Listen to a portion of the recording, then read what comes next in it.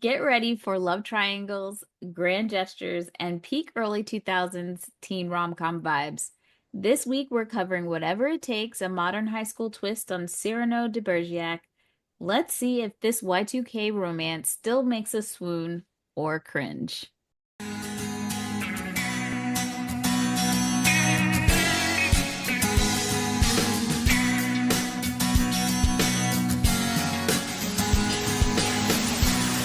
To the No More Late Fees podcast. I'm Jackie. And I'm Danielle, and we're just two best friends and ex-Blockbuster employees rewatching some of the best and worst movies from the late 90s and early 2000s. This week, we're diving into Whatever It Takes, a teen rom-com packed with high school crushes, over-the-top pranks, and a little bit of deception. But before we dive in, let's get into some housekeeping. If you love the podcast and you want to support us, here's just a few ways that you can. If you want to help us and keep the nostalgia going, you can buy us a virtual cup of coffee on Ko-fi, Ko-fi. Every contribution helps us bring you more deep dives, fun bonus episodes, and all the Y2K goodness you love. And if you throw us $50, you can request a movie in our time frame. ko-fi.com/no more late fees. We'll do it. We will. Because we're whores for money. Not me paying you guys $50 to do Almost Famous so I can tip you guys. We have something hard to tell you. We are covering Almost Famous. You're not. It wasn't on the list. I know, because someone had requested it a while ago before we even had you on the show. I'll have to think of something else. Anything you want. Anything else you want. You got it, baby girl. All right. Let me compose myself. You can do the rest of your ads. If you're looking for some nostalgic movie night essentials, make sure to check out our Amazon store, where we've curated fun throwback finds, movie-inspired gifts, and more. We've even put this movie, if you're looking to get it on DVD, in our store. So head to amazon.com/shop/no more late fees podcast to shop all things Y2K and 90s. And if you want even more of us, because why wouldn't you? Right. Head on over to our Patreon account for exclusive perks like bonus episodes, behind the scenes content, and much more. So become a bestie at patreon.com/no more late fees. So excited to have our girl Gina back on the pod, y'all. Welcome. Hey. I am the perfect person for this task. You are. You are. A true soldier. Not all heroes wear capes. So we're so happy to have you, Gina. And if you want to learn more about Gina, check out her previous episodes of A Cinderella Story in Casper. Plus, you won't want to miss this week's bonus episode where we rank our favorite underrated teen movies, and they are extreme deep dives. So super Don't fun. judge me. Judge your mamas, but not us. So Danielle, what is Whatever It Takes about? That is a good question. Mm-hmm. Mm-hmm. Whatever It Takes is a play on Cyrano de Bergerac, where two friends make a deal to help each other win over their crushes. Ryan wants the popular and glamorous Ashley, while Chris is after the sweet and down-to-earth Maggie, who just happens to be Ryan's best friend. But as their plan unfolds, feelings get complicated, and they start to realize that love might not be about looks after all. The movie stars Shane West, Marla Sokoloff, James Franco, Jodie Lynn O'Keefe, my girl, Aaron Paul, Colin Hanks, and Christine Lakin. The movie was directed by David Rayner and written by Mark Schwann. You can currently watch it for free on Tubi. But before we start, let's get into our ratings rewind. You know the drill. Before we get into the movie, we'll reveal the rating our Y2K versions of ourselves would give. Then at the end, we'll see if our current selves agree with our initial rating. Our scale consists of would buy it again, The best would play on repeat. 5-day rental, Would watch again. 2-day rental, Okay, but nothing to write home about. and same-day rental. Garbage. Straight trash. So, Gina, what is your Y2K rating of whatever it takes? You know, it's funny. I didn't realize I get this movie and Get Over It confused. That makes sense. I can see it. Yeah. And so when I started it, I was like, oh, wait, I kind of remember it, but not really. But I would have thought it would have been like, would watch it again. So So, you like a mean like 5-day? a 5 day? Yeah, I would have thought it was like a 5-day rental. Okay. Mhm. Danielle? I don't own this one. The only thing I have attached to this movie is that I love a teen movie. Don't care Right. who was in it, what was going on. And I remember you loving this movie. So like I associate this movie with you. So I'm gonna say 5 day rental Okay. at the time. Begrudgingly.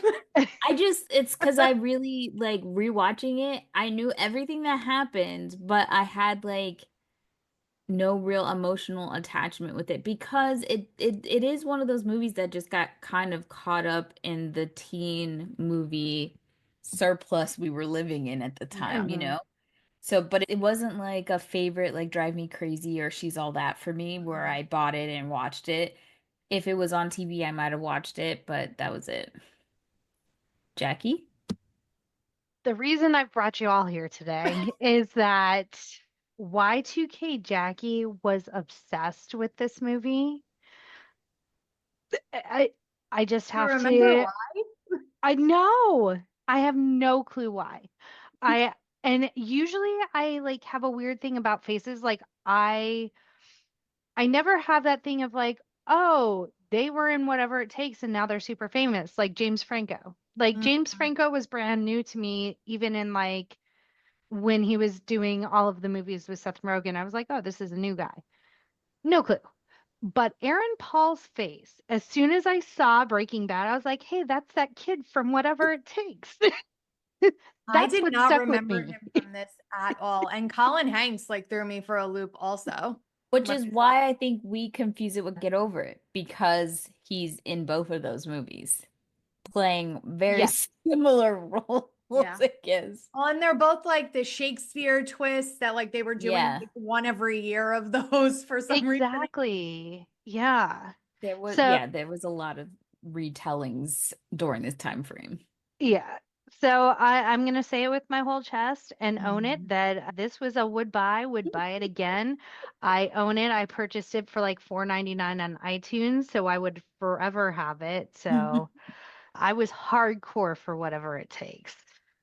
There's no shame in your game, baby. That's fine. We We love the love what teen we love. movie. Yeah. Now let's tear this bitch apart. Let's I go. can't wait. Burn the house down. So tell us about the box office. Maybe start the downfall of whatever it takes We'll go there. slowly. So the budget for this movie was $32 million. Where it went, I don't know. That high school, that's I all I don't can think. I don't know, but it only made $9 million. I I guess read that actually, and my jaw dropped because I was like, surely, because I looked it up on like before this, and I was like, oh, that has to be a typo. There's no way that's possible. I did a double take as well. At first, I had ChatGPT pull up the stats. Uh-huh. I was like, oh, this bitch fucking up again. And I went to go look it up. I was like, oh shit, it really only made $9 million. Shocker. I didn't look hard, but I don't think Lil Raj wrote something about this. But A.O. Scott of the New York Times, he criticized the film's predictable plot and pointed out that the script's way of handling its romantic complications was unusually obtuse and insensitive. Not wrong. Scott said that the film's treatment of the Ashley character, who was humiliated for laughs, he said that it struck an ugly misogynistic note. I want y'all to remember that because there's going to be things that we talk about that brings back to that. Mhm. So yeah, that's the landscape of it all. But before we get into cast and crew, let's hear a message from our pod pals.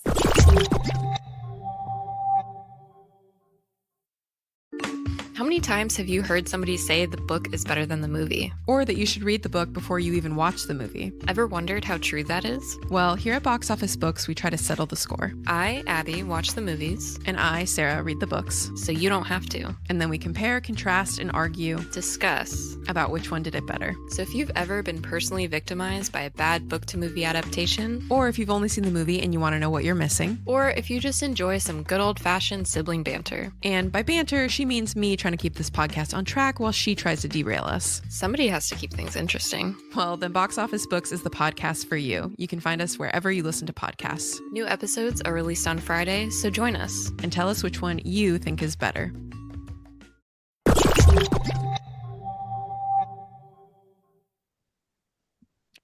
All right. You guys ready to Ready. dig in? Oh, I've been ready. Ready. So time has passed, and now we know that there are people who were a part of this film Trash. that Garbage. did not fare so well.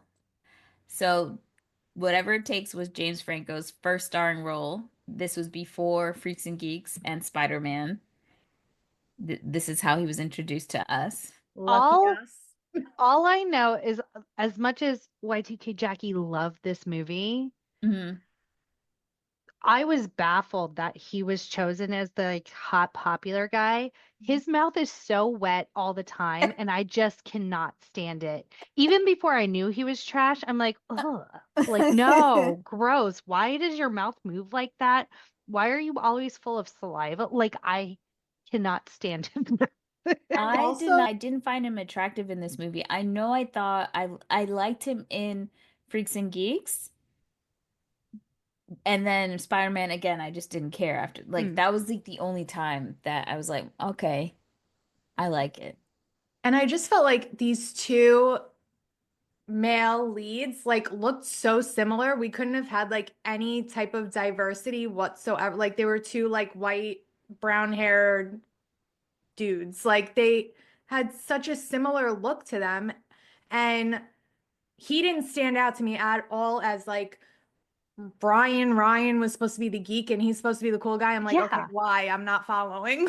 I'm glad that you said that, Gina, because as a Black woman, and Jackie and I have talked about this thoroughly through many episodes where I laugh at the fact that in white movies and TV shows and media, the idea of diversity is hair color a lot of the time. Right. And I'm shocked that maybe this is why I didn't do well. They all have brown hair. Even the lead, Oh, you're right. I the didn't even think girls of that. didn't have a different, like that never happens. Never happens. It There's looked always like they all could have been related. Yeah. right. So I was just like, oh, there's no diversity in this one. No, at all. No diversity from the standards that we're used They're to. all cousins and they're Yeah. Except the director is a Black man. Really? Blew my fucking mind. His name is David Rayner. He is actually an actor turned director, and this was his second movie. His first movie was one of my favorites, Trippin', from 1999. So yeah, shocked that because I know the only Black person I saw in this movie was Nick Cannon in the background in the cafeteria scene. The For 2 chess kid. Yeah.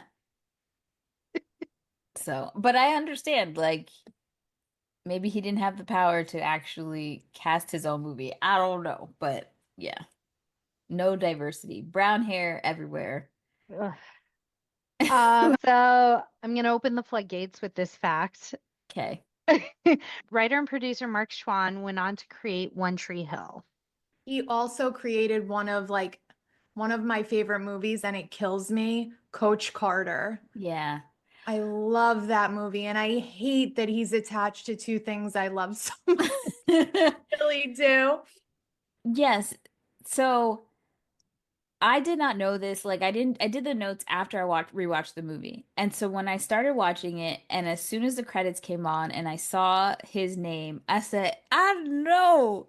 Ariana, what are you doing here? That's how I Yep. felt like I know that's not the same Mark Schwann from One Tree. I know it's not. I was like, look at this kismet nonsense going on here. Because as I started to watch the movie, now I had like the lens Yep. that it came from him and how many parallels because I too hardcore One Tree Hill watcher for a long time. I think towards the later seasons I wasn't watching like Same. as regularly, but then I went back later and rewatched them.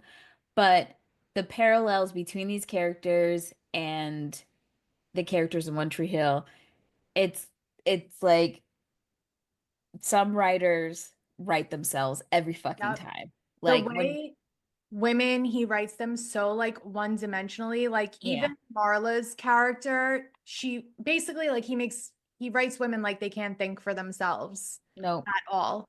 Like even the compliments about her, there was nothing about her intelligence. Even when it came to Shane's character, it was about, oh, he realizes she's beautiful. Like, Mhm. oh, I can't with him. The way Like only he the like beginning. over sexualizes Ashley Yep. and the Embarrasses comparison her. embarrasses her in comparison to like Brooke Davis. Like you can't tell me this is a Brooke Davis coded character. And then like Marla's character, Maggie, I don't know if she's like necessarily Peyton, but probably more of a Haley. Haley Mhm. character. So it's like I kind of want to go back into his past and find out who these archetypes are because he continues to just keep Well, vomiting them out essentially. and the One Tree Hill women have like said countlessly that he would write himself in, like he wrote himself into Lee Norris's character on One Yeah, Tree Hill. And like obviously Shane's character is meant to be like this like kind of nerdy nice geek guy. guy. And now this popular girl is like fawning over him because he's being mean to her. And like I was like, oh my God, he's writing this like through his lens of like he's getting to reject this like pretty popular girl and embarrass her. It's just so obvious once you know. Like once I saw that on the screen, one, I was like, I know exactly why we are gathered here today. I couldn't unsee it once I saw it. I almost wish I found it out afterwards because Yeah. I could only see it through that lens. I same. Like I again when you picked this movie, I was just like, oh, okay, whatever. I hadn't seen it in a long time, but the moment I saw that man's name, it totally changed everything. And then I got really excited about talking shit about him the whole time because I it makes me also wonder, I hope people who were on that set with him were safe as well. Because literally not only did writers and the actresses come together, I think it was like what, 18 people that came together to write a letter. If you like One Tree Hill or the The Royals. podcast drama, was it Drama Draw. Queens? Yep.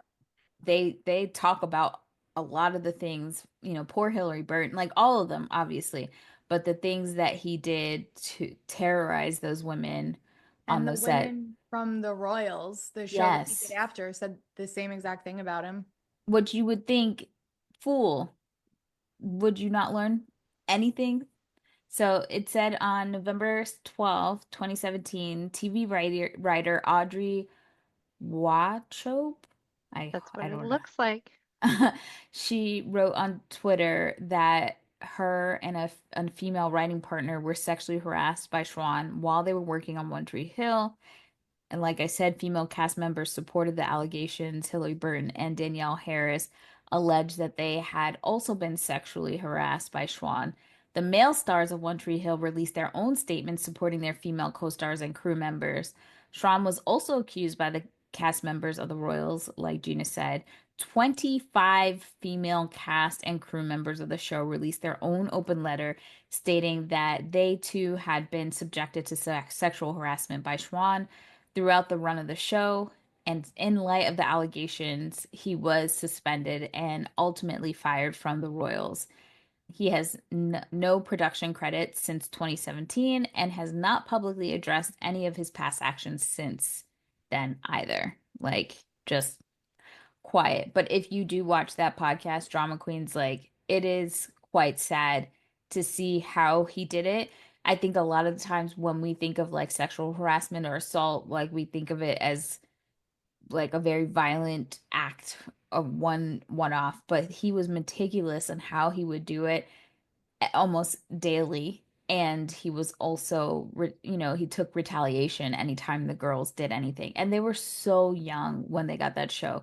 Sophia talks about how, she kind of went straight from like a high school situation into this show, not, you know, really, I think she went to an all-girls school or something. So she didn't have the experience of being like around a lot of men and stuff like that. So they all really went through that shit like And he crazy. was so good at manipulating them so they didn't trust each other to go to each other. So they felt like they had no one to even go to talk to about it. It was just like he totally isolated them from each other. Right. And that's how he probably got away with it for so long.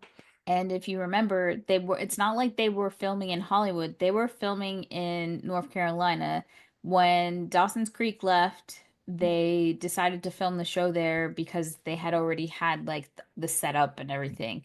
So they were isolated from everything else. So they made the girls kind of compete with each other, which was great why they had the podcast later on. Now there's drama there again, but Yeah. we ain't got all day to go through the One Tree Hill lore. I would love to, though. I know. Sicko. Anywho, ready, Jackie? Ready. So we open up the movie. We are introduced to Shane West's character, and I can't remember his name. Let me go to the credits. That's Sorry, how I'm- memorable it was. It's Brian. It's Exactly. Ryan. Ryan. Oh yeah, because we have Ryan. Ryan. Yeah. Shane West's character Ryan and his best friend Maggie, and they have like a witty banter between them, and it seems like they've been friends their whole lives. They live next door to each other, and they have this very like Romeo and Juliet like balcony situation where he can literally jump from his balcony onto hers, Like, which how close becomes were those houses? Pretty close. But Jackie, I have a question. sure. Was Taylor Swift a fan of this movie? Because You Belong to Me video Uh-huh. gives very much vibes of this movie. That's true. I feel like she pulls a lot of inspiration from things that she likes. So I would not be surprised at all if that was the case. Wait, I I have to ask, did you guys notice who was singing in the beginning of the movie, like the opening song in the movie? Did you recognize the voice? yeah, Mel, see? Mhm. Yes. Yeah. I was like, I know that voice right away. How have I never noticed that before? Yes, she was the only good thing I'm taking back from this movie. Sadly. Or not. We are also introduced to well, we get the slow hot girl intro with Jodie Lynn O'Keefe's character, Ashley. And so she walks in and not a single outfit she wears would It's be appropriate for school. allowed at school. Like Yeah. at one point when she's having the party at her house and it's just like a sheer overlay of like a bandeau bra and panties. And Ken was watching with me. He's like, "What is she wearing? Like that's not even an outfit." It was overkill. I saw like a quick interview of Jodie Lynn O'Keefe where she's like, "Yeah, I'm playing the mean popular girl. I guess I'm really good at it." Because literally the year before, because I think She's All That came out in '99, she was playing My Dear Taylor Vaughn. And this is like another iteration of that character. So I say this not lightly and not judgingly, but Ashley has a mental illness that she needs to have explored. Like the way she's hot and cold, and then like even the scene where she was like going to take a shower why don't you join me? And then she's like freaked out that he did. Like, what is happening? It was taking an everything shower.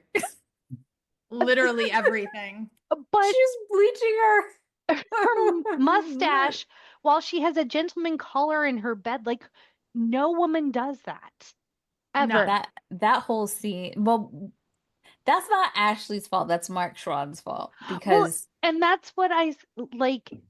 I agree, but in the context of the Ashley, character, like, yeah. yeah, it's just like she has something seriously wrong with her that she needs to go and consult a mental health specialist for. Even Yeah. when they were at like the carnival and she was like so amped up to go on that ride. It's like, I'm like, calm down. and then But because she's the hot girl, we know nothing about her. Ryan knows nothing about her, but is in love with her from afar because he's just a nerd with an accordion who wants to get laid. Now, here's my issue with Shane West. He's a nerd in this movie, supposedly, but like the it boy in A Walk to Remember and Get Over It. Yeah. And I'm just like, I need y'all to tell me who he is, because I don't know. Either way, it's not believable for me on both. Like, I've never, if we ever have him on the show, I apologize, but I've never been attracted to this man in the slightest. But funny enough, though, I know Chad Michael Murray and him, like, I think Chad Michael Murray is attractive. I was But gonna say there is no comparison. Gina's eyes were so big. But to me, I feel like he's very much a precursor to Chad Michael Murray's character in One Tree Hill. Like, Yes, even though he has famously said that they wanted him to play the other brother, Nathan, and he wanted to play Lucas because he had been like the asshole in all the other movies he was and TV shows he was in. But to me, I'm like, not that far off. I know Chad Michael Murray is cuter, but I don't the character type. yeah, but Shane West, I don't get it. And anybody who loves Shane West, hit the comments because I don't know what to tell you. I don't see it. I like he was not like the top of my list or anything, but I I was don't know if he like, was. I he's don't even have. cute. I Like, don't have ink for him to be on my list. I ran out of paper. I mean, in my mind, he's same level as Don't your say it, beloved. Jackie. As Jackie, Joshua Jackson, and Shane West do not look alike. That's criminal what you just said. Thank you. To me, they look alike. And well, I don't know. I know you got glasses on, girl, so tell me how you're seeing this. I put that shit on the internet. When she had said it to me in another episode, I said, "Word, okay, you think it's just me?" I put that shit on the internet and people were lighting her ass up talking about, bitch, what you talking about? Not one person said, I agree. No. Get your eyes checked. Cause it ain't it. And they don't they don't even come close. They don't. Sorry. Moving on. To an even more unattractive person, we are also introduced to Chris Campbell, who is supposed to be a jock, but we see more of Ryan playing sports than we see Chris playing sports. Not necessarily well, but he's No. playing. I don't understand like the Franco boys because his brother looks, I think, way cuter than he is. Yes, 100%. Dave doesn't have wet mouth, which is the whole difference in my mind. And we've already, just in case you didn't get the memo, James Franco has turned out to be a very problematic person. We can put him on the list with Jared Leto. Where's the burn book? Put James Franco in the burn book and his wet mouth. Why did I Why did I open this book and it says James the Nasty Franco? He's already in there. in here. Put James Franco's wet mouth then. It's separate line. So, Gina, we started this burn book during our Mean Girls episode. And so now anytime we have like a random hate for anything, it goes in the burn book. So it is very eclectic. I'll read you some entries just to catch people up. John Schneider is a fugly cunt. Lil Raj, how could you? Question mark, question mark, question mark. Baps, 0 stars. Disloyal bitches. Rugs in the bathroom. Juliana Margulies is a cunt. Boomers who watch Bewitched, the 2005 movie. Oof. Yeah. So anything your hurt feels you need to get out off of your Put it in the chest burn. and put in the burn What book. do you want to say about Mark Schwann? Oh, Mark Schwann is a fugly. I mean, I don't even know if there's a word that exists yet for what he is. Mark Schwann. Exit immediately. Put him in- Exit stage left into The a sun. cage of piranhas. Oh, good one. Thank you. Don't know if I spelled any of that right, but that's fine. It's a secret for us anyway. So we find out that Chris likes Maggie. We don't know why. I think it's just because it's something he has not. It's because she keeps saying no and he's not Yes. used to it. Yeah. We have all been chased by a really hot, dumb jock who keeps trying to get into your pants year over year over year, and you keep saying no, and they don't get the hint. We've all been through that. Agree. Yeah. So It's like, I just hate him so much. I'm sorry. I'm still thinking about Mark Schwann too. I'm trying to get back. So now the little deal is made. Chris goes up to Ryan, never calls him by the right name, calls him Brian, and is like, hey, you're friends with Maggie. I want to bone Maggie. Help me, and I'll get you together with Ashley. Done deal. Cousin? Question mark? yes, she- it's yes, is she's she- she's his cousin, which is what makes it so fucking weird. He tells her all like I have cousins, close guy cousins, and they don't know what I like to date and who I like and all this other shit to give. Like I would Right. be the way I would strangle Brandon if I found out he got some loser to hit on me by giving him trade secrets, knowing that all the guy wanted was to get into my pants. And telling him to be awful to me. Right. Yes. I would murder him. You hear that, Brandon? Gone. He would never do that. My sweet No. boy. No. But Aw, I miss Brandon.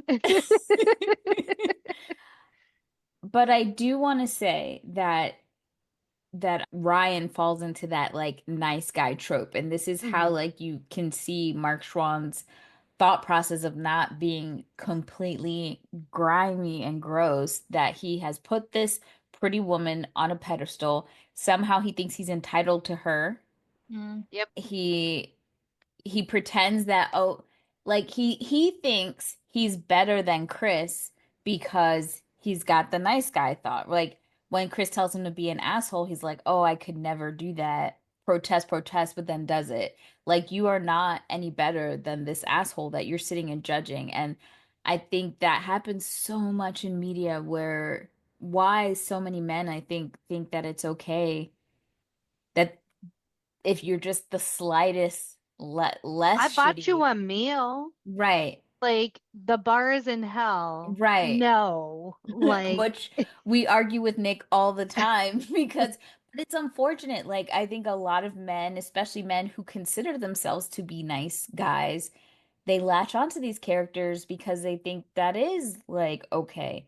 But I think we have to get to a point where men see other shitty men and hold them accountable for their Yes. behavior and not just kind of say, oh, not all men, it's not me. But no, you have to like the call is coming from within the house, Yeah. inside the house. I feel the same way about white women when, I saw a video about Karens, how white women talk about Karens and laugh about it, but it's really a word that Black people came up with to describe a situation. And instead of white women going back to their community and saying, hey, this shit is not okay, they try to separate themselves as if it's not them being a part of the problem. Hmm. I think the same thing for men.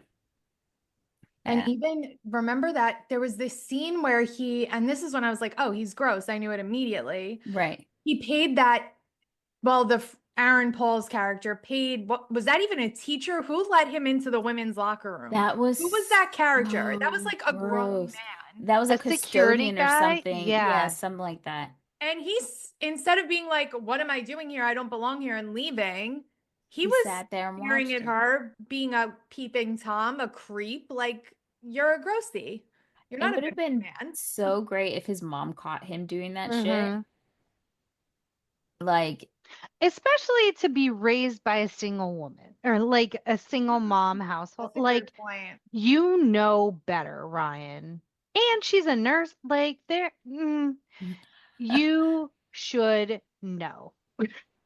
that scene where they have the assembly and because his mom is a nurse and she's talking about condoms, she says like abstinence is the best, but if not, you need to have condoms. And there is this fucking life-size penis I love it. that she's like in front of everybody. He's so embarrassed that I cracked up. That was something that made me laugh for sure.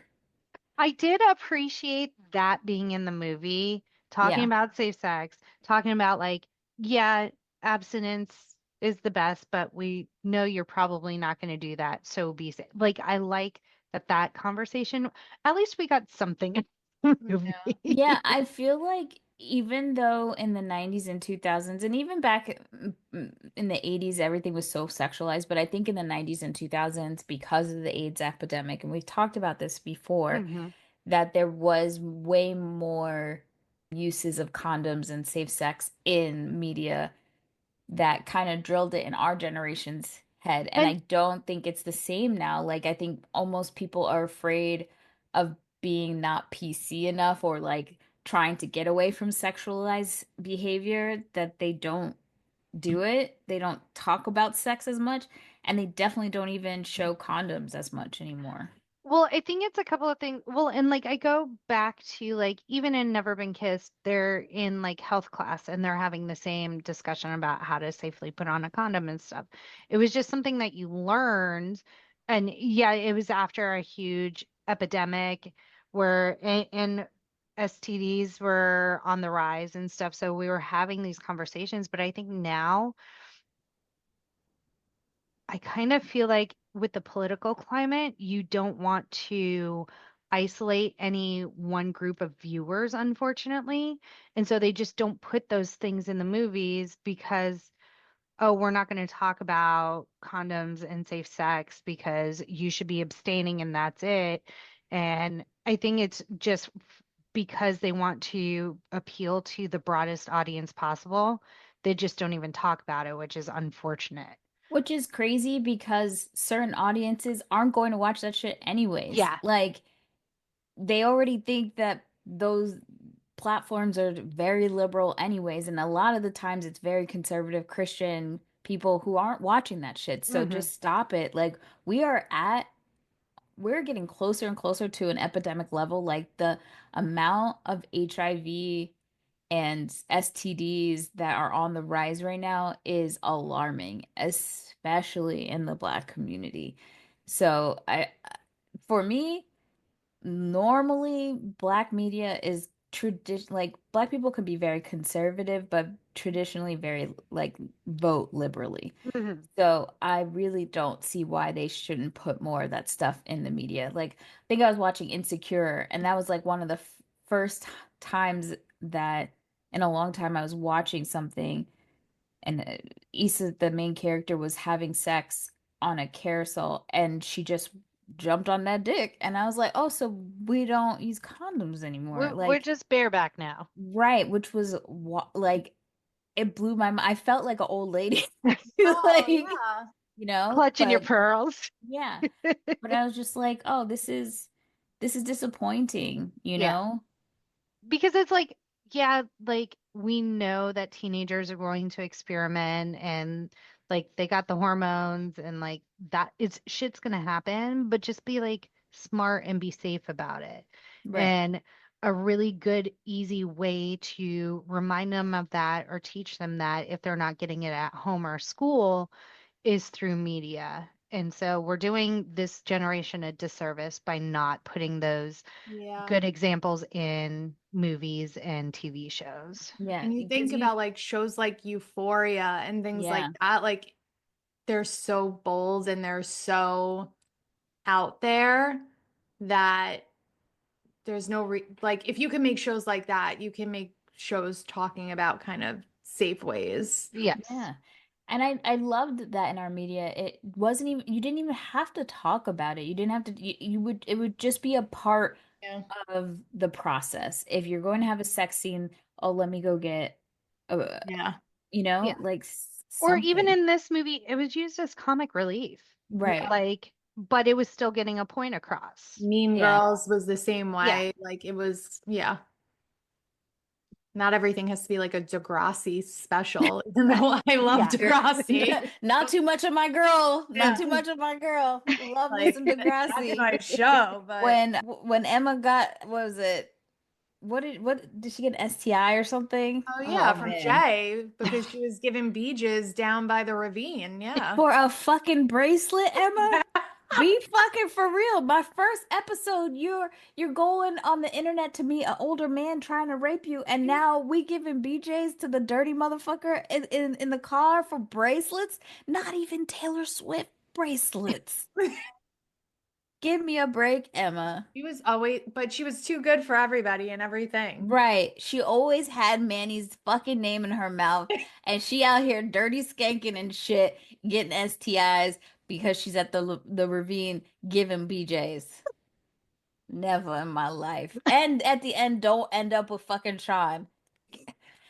That, don't even get me started on that. Spoiler alert. Sorry if you didn't watch it 15 years ago. She ends up with Spinner. Fucking Spinner. It doesn't make sense. I wish I never even watched that. I want to stop it right before JT dies. That's it. Like, I don't need to see nothing else. Yeah. JT.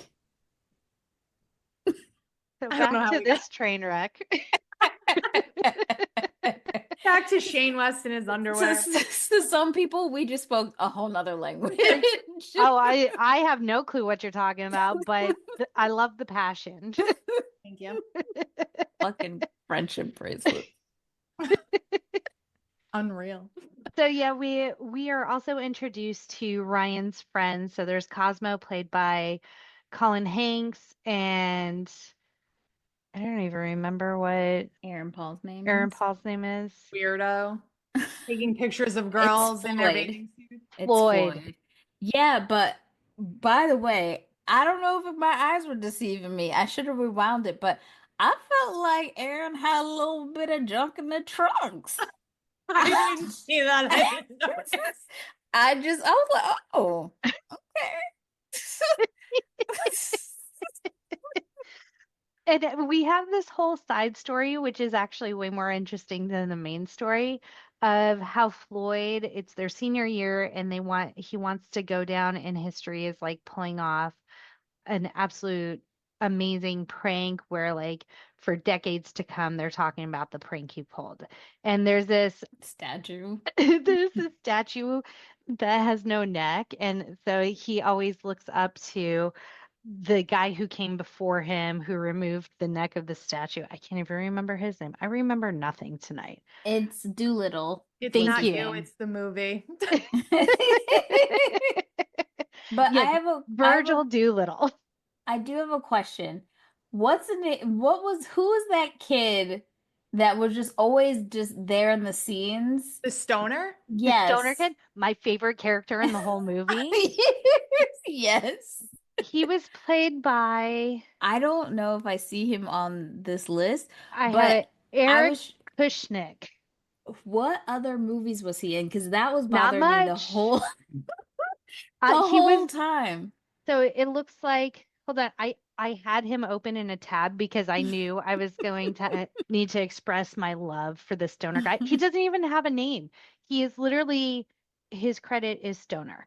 So he was on 5 episodes of Pete and Pete, Okay. As he should. Right. 1 episode on the other train wreck that is Seventh Heaven. I feel like he was one of Lucy's boyfriends or something. Probably. He's literally been on like 1 episode of like a bunch of different TV shows. TV shows, including Felicity, Danielle. That's probably where you saw him. You know, I love that show. And he has not acted since 2002. I So don't like something. Maybe it was this movie. I could not figure. I was like, I've seen him somewhere He before. has a familiar face. He did. Okay, well. A real presence, you would say. He did. I Oh. loved that he just kept showing up randomly, and then at the end he like, that was a questionable scene, but the fact that he just found a room key on the floor and just like went into a random room, I was laughing. Yeah. I was laughing, but I was also like, sexual assault. Yeah. Yeah. Yeah, I don't disagree with that. I also Apparently- It definitely wouldn't land today. But yeah. no, not at all. He played Pit Stain on Pete and Pete. Oh, of course. I want to talk about some of the other like background players, I guess you Yeah. could say. So Christine Lakin was in Yep. this, who like for me, step by step, that's how I remembered her. Kip Pardue, and all I kept thinking Sunshine from Remember the Titans, but he's also in Because I'm a Cheerleader, and then Scott Vicker, I don't know how to say his last name. Sorry. I'm gonna call him Scott V. Now, I remember him because he was either on Breaker High or USA High. I think it was Breaker High, which I love because Ryan Gosling was on that show. Do you guys remember that show? I don't. It was on UPN. I think it used to come on. I don't remember if it was like a Saturday morning show or if it was on like prime time, but yes, it had Ryan Gosling on it. It literally was like the season of Road Rules where they were on the cruise ship, or Semester a at Sea. yes, or a precursor to Zach and Cody when they went Interesting. on the boat. But yes, it was a whole show of them, a bunch of classmates being on a boat. And one of the characters was played by Persia White, who was on Girlfriends and Vampire Diaries. So, yes. Yeah, I think Look that's that what it up. was. It's Breaker. Christine Lakin was also Susan Knight in Veronica Mars. Oh, right. Sweet knees. I almost said Sweeties, and then I was like, no one's gonna get that. But Danielle, we were right there along with each other. And she's also in Boltneck, one of the other movies we Yes. did. And Gina, if you have not seen the cinematic greatness that is Boltneck, Highly recommend. It's not good. it's horrible. I'll trade you the biggest fan for Boltneck. Yes, Watch off. if you watch Boltneck, we will give that movie a try. All right. Boltneck is only available on YouTube. Yes, Perfect. it stars Just how I like Ryan it. Reynolds and Matthew. What's his last name? Lawrence. Matt. All right, Matthew I like Lawrence. Matt Lawrence, but Yeah. I'm so sick of Ryan Reynolds, but okay, I'll give it a shot. He's not great in it. No. Shocker. Yeah. And I did see a video of Matthew Lawrence talking about how the producers of Boltneck were mad at Ryan Reynolds the whole time because he kept on trying to like Jim Carrey it or whatever they were saying. Like they thought he was doing a bad parody of Jim Carrey. Like you do not have the comedic skills to be doing this shit and being off the cuff. And so Matthew Lawrence was like, well, that's a genius of Ryan Reynolds. Like he was doing that bit, that Deadpool bit back then. You mean he was doing the same shit in every movie until something stuck? Yeah. I saw him talking about that on the podcast, Mhm. and I had no idea what movie he was talking about that they were in together. So you just connected the dots for me. That was You're welcome. now I really need to go watch both. Yes. Or you could just listen to our episode. It'll be fine. Well, I should probably watch it first. That's probably why I didn't listen to it. I'm like, what the fuck is this? That was during the strike where we were trying to find movies that were not associated with any of the struck You were production doing companies. charity work for Bolton. It We was were actually scraping the one of bottom of the our barrel. favorite episodes to do. It was so much fun because it's so I'll go watch it stupid. first, and then I'll listen because Yeah. that'll probably be the most enjoyable part of the experience. But, okay.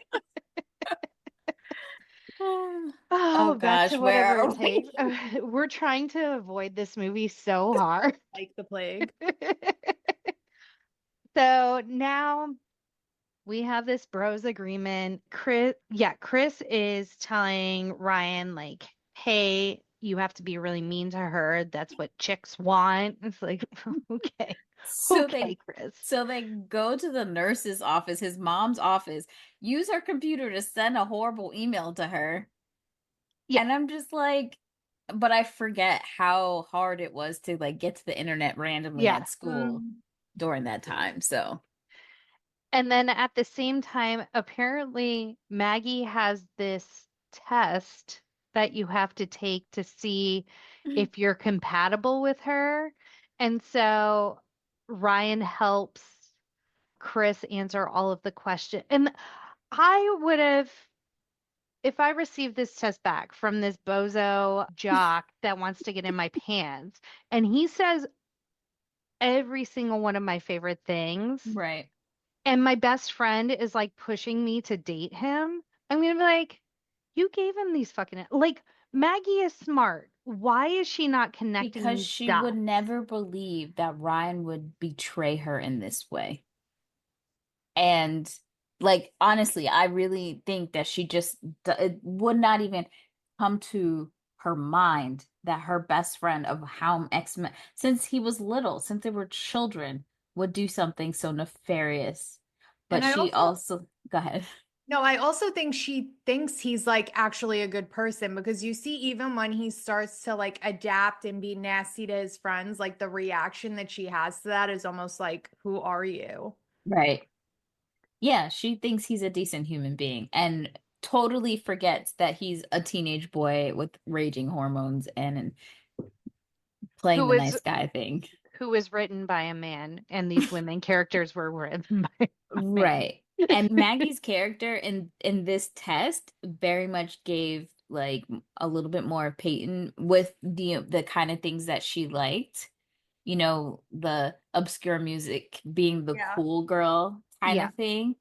Just very random. But also like Maggie kind of puts herself, like if you watch her behavior with the other women, which I think is weird. I always think it's weird when girls don't have female friends. I think I immediately am like danger. I don't want to fuck with them. And that also gives again the Haley and Lucas relationship. So rehashing the same shit. Yeah, But because she's talking about like, oh, like you think like I want to hang out with you and the guys every weekend. Like it's very right. Haley on the river court with the boys. Right. Why? What? And it's not like Ashley's character is mean to her, so we don't see any Yeah. interactions with other girls that where Maggie is ostracized by these girls. It just looks like she's judging them from the get-go. Like when they're at that party and she's at the table getting food and she's hearing them laugh, she's like above them and she Yes. hates them or whatever. But Yeah. then later on, when they go on that group date, and Ashley's actually nice to Maggie. So it's And weird. that was the confusing part of Ashley's character because at points she was normal, she was nice and stuff. And then like this weird switch flipped and like at the cafe where she's just being really mean to the waitress who Right. is a little overweight and so I'm like, this is not the same character No. at from the beginning of the movie. And it's almost like they're trying to make it seem like, oh, this is who she is, but Ryan never knew it because he had her on a pedestal. It's they do this so many times in rom-coms when there's like that other partner, and to prove that the other partner that they're supposed to be with is a better match, they make that person that they were yearning for an asshole. Either they're an asshole or they're boring or whatever it may be, instead of just being like, no, that other person's just a better fit for me, Yeah. like completely tearing down the character. Yeah, I hated that scene. And like, why did she have chocolate on her teeth through the whole thing? Girl, you would feel that. Like, Yeah. Yeah. And the feet thing, the fungus. Yeah. Also, like, okay, your girl got fungus. It happens. Now she's Well, for sure. But disgusting. like, if you had like a rash on your feet like that, would you be like rubbing it on someone and then be No, like no, your no. first, hopefully, sexual interaction with them and then being like, oh, it's no big deal. Like, she didn't want him to see her with Nair, but she's putting her rashy feet on him. Like, I'm not buying it. And apparently she has a hairy back because her Oh, friends yeah. say that too. yeah, and like some of that stuff, like the hairy back, I'm like, she literally wears tank tops and spaghetti straps the entire movie. There is not an ounce of hair on her back, like, and It's she's her not lower getting back. waxed every day. Maybe she has ass hair and that's what they were referring to. But she was wearing that sheer dress with just panties on, True. like there was no way, like why even put that in the movie? Because a man wrote it. And apparently Not just body hair any is gross. man. Not just any man. That man. The worst man. Can we also talk about how the PE teacher, played by Richard Schiff from West Wing, that's how I remember him. The teacher trying to like hit the kids with the baseball. Like, what's happening here? Yeah. Yeah, like but that goes back to that idea or that trope or that toxic masculinity that was so prevalent during that time of like I have to toughen these boys up to be men. Oh, okay. And so I'm Yeah. just gonna yell at them and degrade them and hit them with baseballs because they need that to be a man. And apparently this Ryan kid is soft because he plays the accordion and is nerdy. Which is so fucking random. I want to know what made how they got to, you know what? He's gonna play the accordion. I don't know many other characters that this is something that they do. Danielle, you know who played the accordion for a time in her day? Oh, Jackie. Sweet Mama Terry. How does someone pick up the accordion? Like, where are you where you're like, you know what? This seems like something I could easily Let me learn. text her right now and ask her how she came about playing the accordion. I need answers, Yeah. honestly. Jackie, when did your mom play the accordion? I think like in high school or something. Like, was that an No. option that they gave out? I guess. I don't She never know. ceases to amaze me, I tell you. Oh man. I asked my Nana the other day if there was an instrument she ever wanted to play, and she said the violin. And I said, "Oh, you remember when I played the viola?" And she said, "You did." She went Uh, to a concert, Jackie. oh, Myrtle. Oh, Myrtle. Okay, the question has been asked. Let's see if mom responds. Okay. So where are we now? Like, oh, Chris has a hard time getting Maggie to agree. Like, yes, he did the test, but her instincts are constantly saying, I don't trust this dude. But then instead of just saying that she has instincts that this dude ain't shit, it turns around that Maggie is insecure because now Chris, who is this hot, popular guy, she can't fathom him liking her. I just You were want to. always too good for Chris, Maggie. Don't doubt yourself. Oh my gosh. That was So, crazy work. right. We get the classic trope of someone on the phone and someone beeps in and we're going back and forth and we accidentally conference them in. And so it's like Ryan coaching Chris on what to say to Maggie, and he accidentally conferences Ryan in. And so then Ryan has a whole like sound studio set up in his bedroom for his accordion. I was like, wait a minute. Is this even possible? Like, what are you, the Scream Well, killer now? What's your favorite movie? Like, yeah. come on. And like I guess it is feasible because we do get like some exposition where it's like his dad played the accordion, which is why he plays it. So I could kind of see maybe his dad had that equipment, so he just moved it to his room after his dad passed away or something. But You beyond put a that, whole lot of story in this one, Jackie. look who's giving backstory now, Danielle. I know. So yeah, we get Ryan uses his equipment to lower his. Mom just responded. She What did said, she say? in high school, I think, because it looked cool. Same with the piano, flute, clarinet, guitar, and trumpet. Those are all instruments she tried. She didn't land on a Aw. single one. Aw. Oh, bless her heart. It looked cool. That's why she thought it tried it. I mean, does anything look cooler than what's behind you right now? I mean, like, literally. look at this. Could you get any cooler? It's the only good part of this movie. I do really enjoy the accordion, play that funky music, white boy.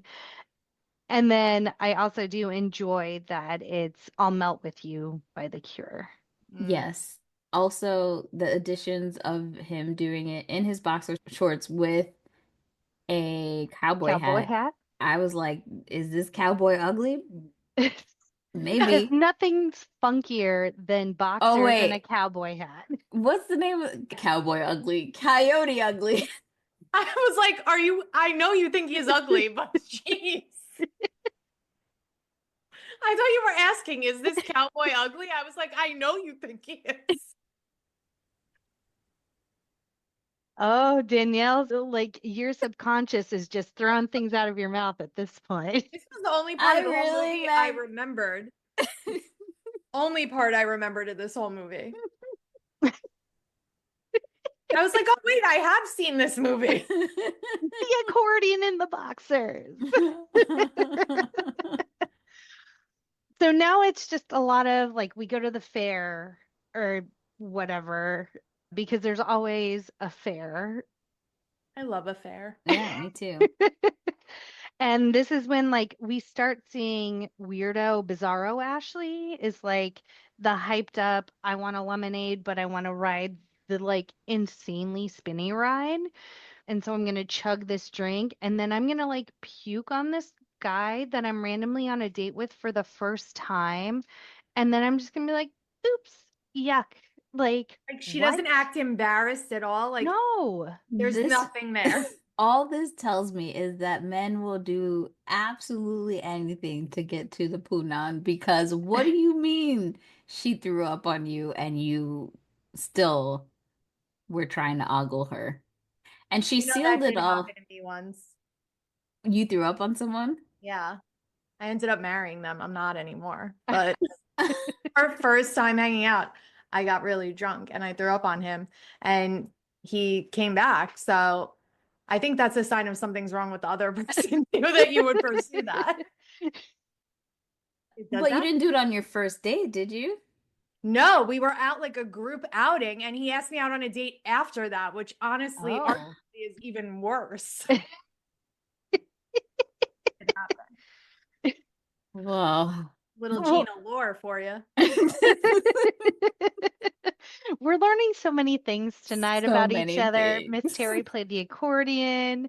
Gina puked on her future husband, now ex-husband. You know what? And we have this movie to thank because they're really, for the first half of it, they were like nothing was even happening. No, like not a thing. And then when they get home to drop off to drop off Maggie and Ryan, Ashley gets out of the car to get in the front seat, but instead of just like giving Ryan a kiss, she takes his finger and sticks it in her mouth and slowly like sucks on it. I do really like that then they show Chris in the car with Maggie and he's doing this. All Again, I could think of was all the things, germy things he touched Yes. that night. thank you. And I'm thinking if I saw my cousin do that, I would die. Okay? What the fuck was that? That's the first thing I would say when you got in the car. Like, are you fucking kidding me? I'm telling your mom that you did some shit like that. That's some hoe bitty moves right there. What the He's fuck? like, Brandon was sucking on some girl's fingers tonight. Right. Oh, nasty. Oh, no. I do really love that it's a very like you're immediately sucked back into the time frame because the shirt he wins to Furby. replace his shirt is a baby T Furby shirt, I wanted that. right? It's real cute. A nice lavender color. It was Yeah. cute. I love like how his boxers are like bunched up at the top. So now, like, Maggie starts hanging out with Chris, but Chris still needs help. So this is where you really see that like Cyrano come in. So she's working on a set piece for a play, and Chris goes to talk to her, and Ryan's crouched down and like whispering things, but then like says out loud, "She is really beautiful." And then like Chris says it, and I'm like, You're now like, give me a fucking break. I feel like men will always know if they're attracted to someone. I just don't believe that all of a sudden he has this epiphany. I don't get it. Like the Even- theater lighting did it. Like I'm yeah. Because like even like like your friend, like, you're like, yeah, they're hot or not. Like it's just something that you like think No, about. right. Yeah, and she's got great boobs, so at the very least, you should be like, nice rack, Maggie. Like, Right. It was so weird in this movie seeing Marla play like a nice girl because she had always been yes, like a mean bad girl, and I love that for her. Like, yeah, let's get back to our roots. Like, Yeah. fuck all this nice girl shit. It's not doing well. no. So yeah, Ashley has a party at her house, which we talked a little bit about before. That's when she's in the weird sheer dress thing, and Maggie's acting above all of the like teenage girl doing teenage girl things. And then what else happens? Well, now after Nothing. they've had the date, now we could see that like Ryan is not as interested in Ashley as he thought he was. Yes. And he also finds out from rumors of like people talking that the only reason Chris is going after Maggie is because he wants to do her at prom, which so much of this is she's all that. But Yeah. anywho, and that's when he realizes that like he wants to save Maggie from big bad Chris, but now Maggie is too far gone. He's also ghosted Ashley at this point, like he's full on in on Maggie. And now Ashley is like chasing him essentially. like She, desperately obsessed over what. I yes, can't figure it out. not sure, not sure. And now she's outside on his lawn in a bikini trying to get him to go to prom with her. Take me It's to prom, And he's like, fine. Brian. Yeah. So, It was such a degrading role from her for her. I feel like especially yes. from like who she, to be honest, I always get her and Rebecca Gayheart confused. I don't know what it Really? is about. Yeah, something about them. Like I always think she's Rebecca Gayheart. I guess because like she had a bigger career, obviously, but like her character and She's All That, like, yeah, she was like not She the nicest, but like she she was a wasn't a horrible person, but she had like a strong personality. It's just like this is so pathetic. It like upset me. yeah, facts. How dare you do this to Taylor Vaughn? How Yeah. dare you? Absolutely. I will never forgive Mark for just that alone because she deserved better than this. This was such a horrible characterization. Like either make her a full-on bitch or make her Right. misunderstood or something. Like what the Yeah. fuck? And it wasn't even like, oh, she's dumb. It's just she was erratic, I guess is the only Yes. word Yeah. for it. He was just like the reviewer said. There was a lot to embarrass her. Hmm. So then there's this whole scene in the cafeteria where Ryan is put to the test because all the cool kids are like, you hang out with losers. And instead of just like letting that shit go, because he was already teetering on I like Maggie, Yeah. he says horrible things about his friends. I would have never forgiven that motherfucker. Alphabetically, Yes. which is how you know he's a nerd. Yes. Literally. And this is where we get the Nick Cannon 1 second playing chess and yelling out a synonym for loser.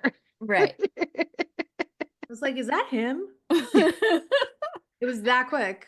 was. So now Ryan has isolated his friends and he's taking, I almost called her Taylor. He's taking Ashley to school during the day or in the morning. And he always picked up his friends and took them to school. He leaves them on the side of the road. He is lower than shit at this Mm. point. And also, he tries to tell Maggie about Chris, and she ain't having it. We see her trying on her prom dress, which is pretty cute. Yeah. And then at some point, he's at Taylor's house, and this is when like he starts thinking of because Taylor and him are like kind of fooling around. This is the scene where she's in the shower and she kind of Join seduces. me.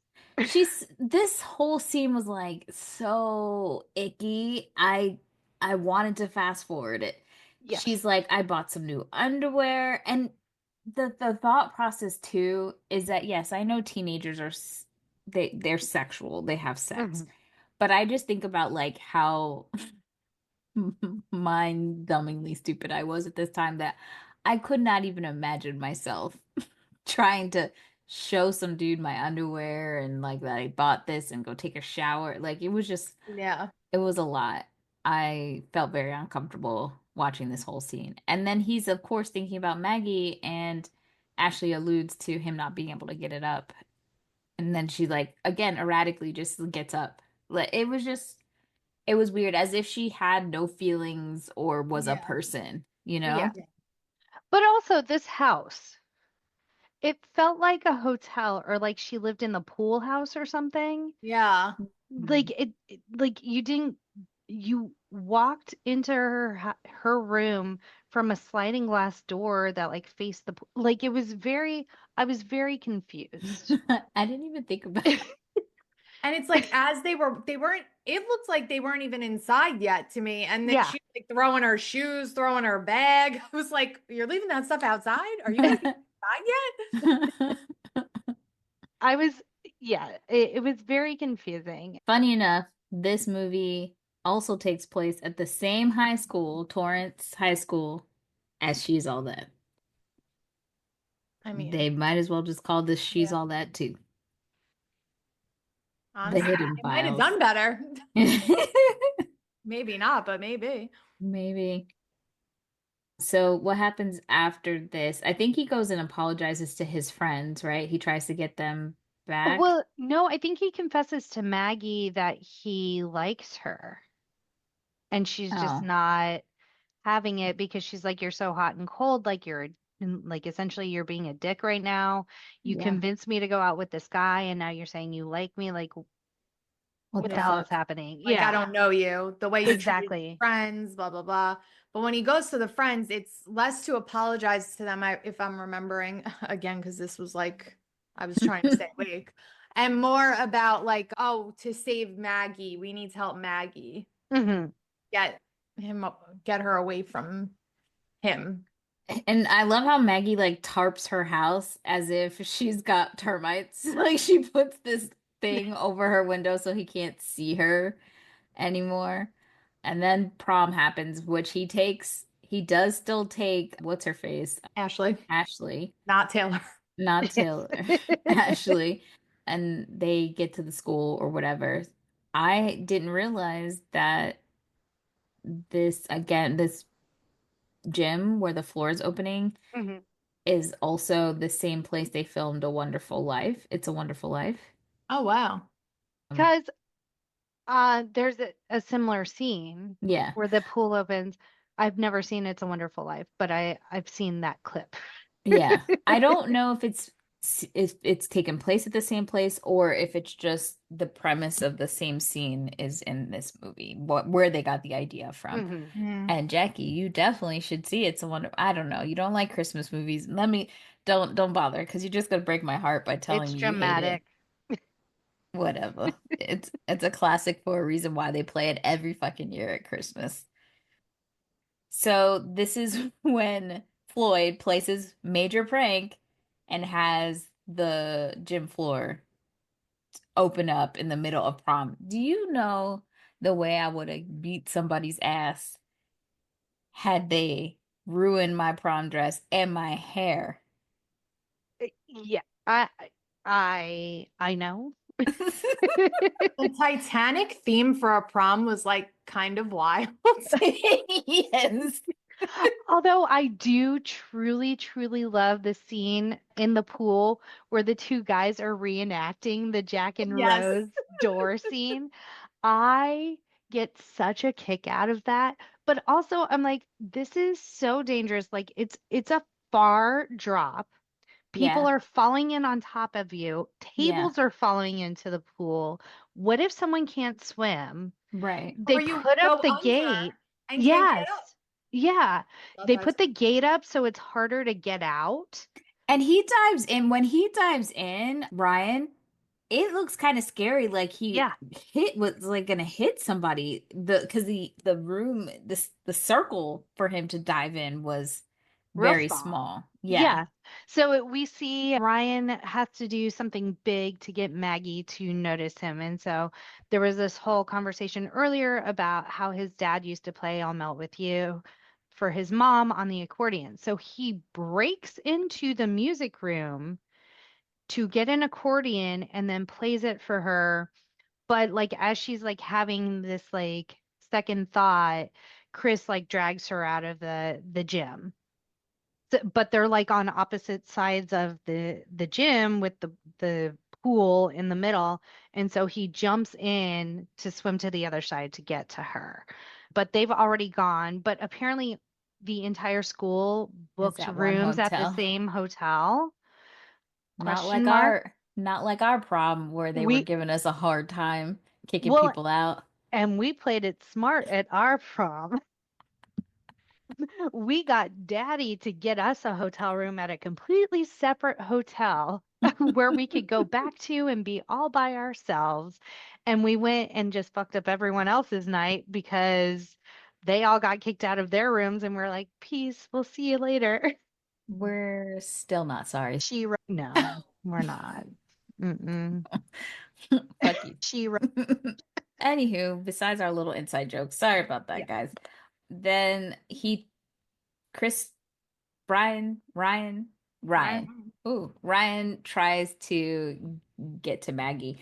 Maggie's already peeped game. Yeah. She has now handcuffed and blindfolded Chris, and then she leaves the door open. And then all the girls at the party start writing all over him with lipstick? Question mark. I don't know what revenge this really is per se. She does take a picture of him, Yeah. but I don't But then know like she what that hands it does. to someone. Like, I would be keeping this in my arsenal Right. just in case. Also, I'm not wasting my lipstick on you. Ever. I would have punched him in the nuts and then left. So Ryan goes back home. Well, and then we get the scene where sorry, backing up. What's her name? Ashley drags Ryan into the room because they're gonna bone, and she's like, "Don't talk, don't do anything, just bone me," pretty much. And then he's just like, "No." And so he leaves and like throws the key card at the door and just goes to find Maggie, but then he finds out Maggie already took care of it herself and left. And this is when we get the stoner wandering around in like party on the top and like Oh, cash on the bottom.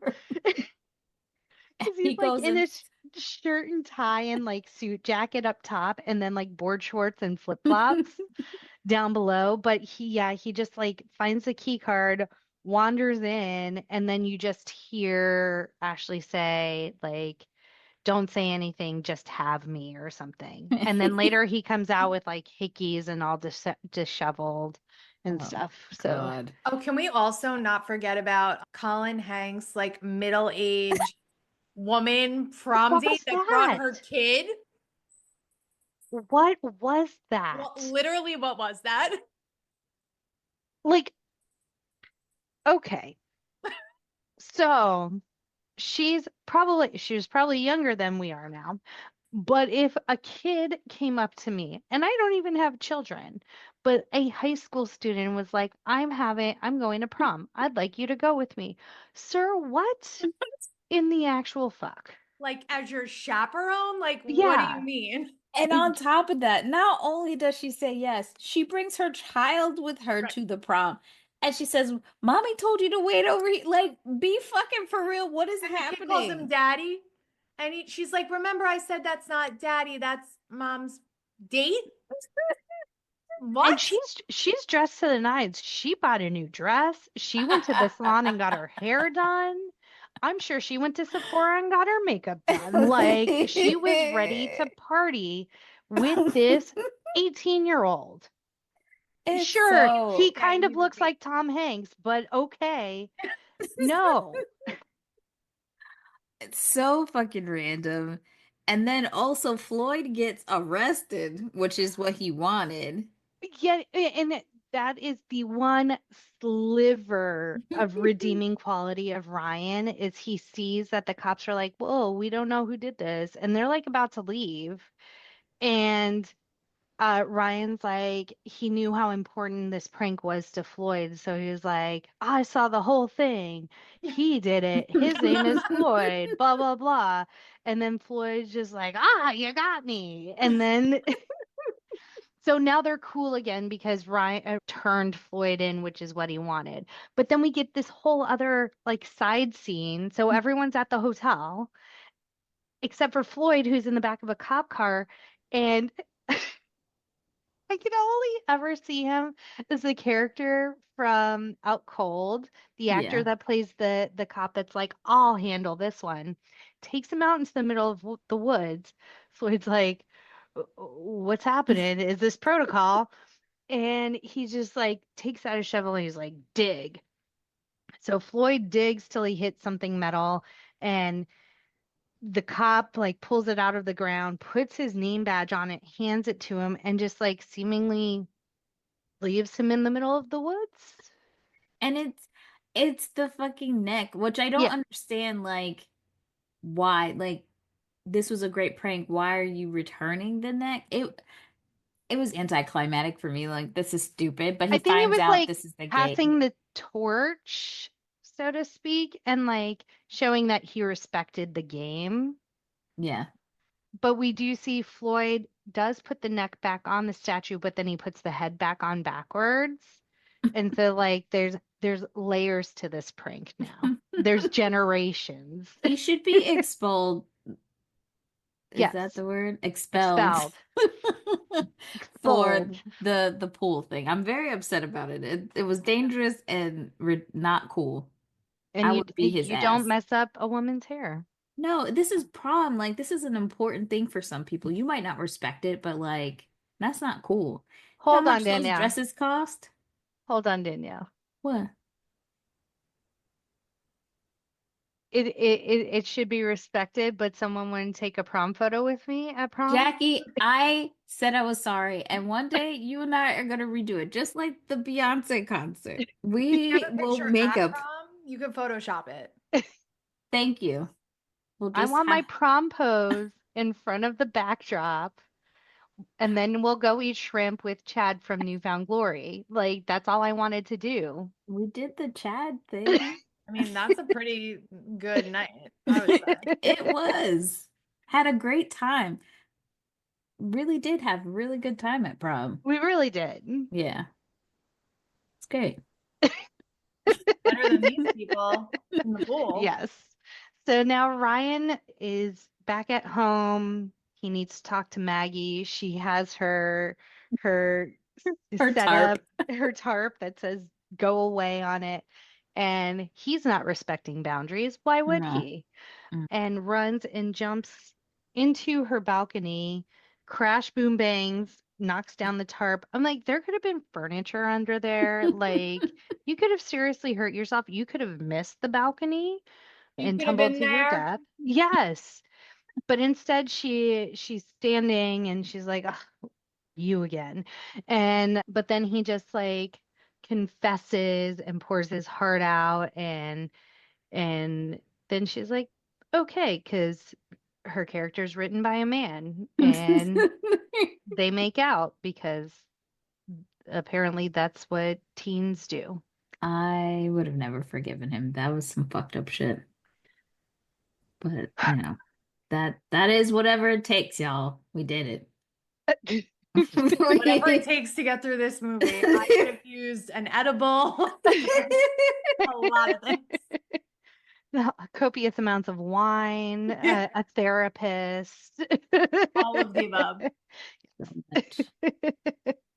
And not surprisingly, we don't have that many fun facts about No, this we movie don't. to review. James Franco and Marla Sokoloff did date for 5 years. Don't They, know how. they met on this movie.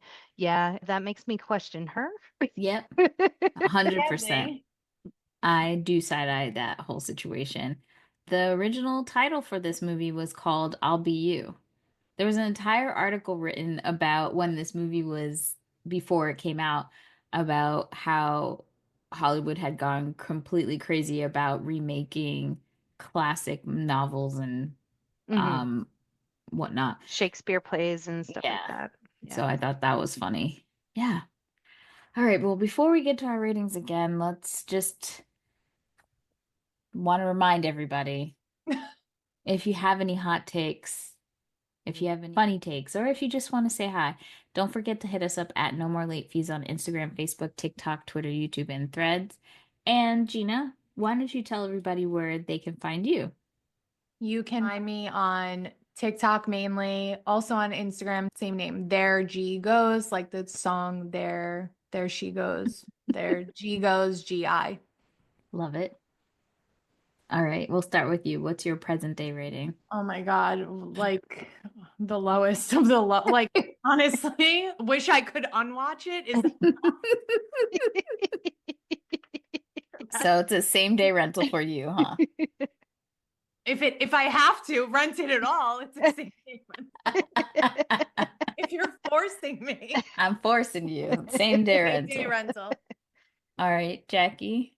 Yeah, it's a same day rental, and it hurt my heart. I was so excited to rewatch this movie. I'm Like, I'm sorry. like, I love this movie. Let's go. And at the end, I was like, what even happened? Like, why did I not see the red flags? Like, what in the world is this movie? I still appreciate Floyd's character, but that's about it. I was terrified that you were going to be 10 toes down of like, Mm-mm.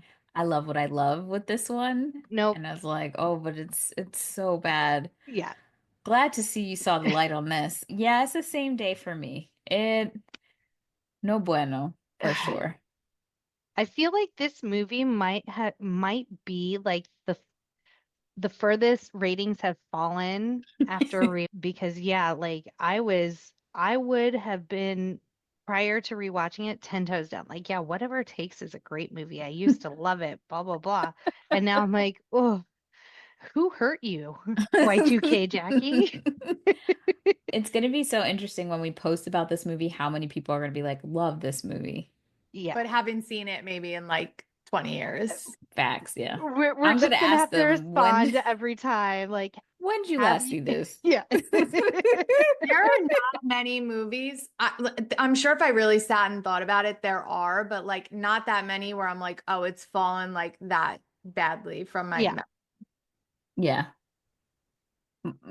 Yeah. Woof. Tell us what you think about Whatever It Takes, or play the accordion for us. 909-601-6653. Twat us at the Twitters, hum us at the threads, butterfly in the sky at Blue Skies, and you could be featured on a future episode. And join us next week as we get dolled up with Queen Latifah and the crew in Beauty Shop. And Gina, it was so lovely. Thank you Yes. for watching this movie for us and avoiding talking about this movie for 2 hours. Honestly, this made up for the hour and a half that I had to watch it by myself. And as always, be kind and rewind.